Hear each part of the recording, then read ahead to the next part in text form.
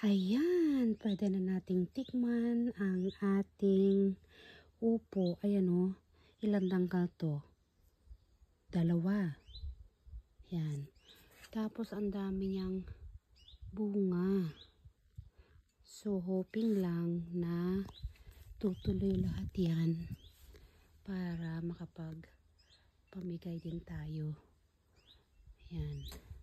Meron pa dito sa kabila pero maliliit pa siya. So ngayon itry naman natin ito na pitasin. Nice. Ayan, tinali ko nga dito kasi mahirapan na siya. Ayan. So pitasin natin ito.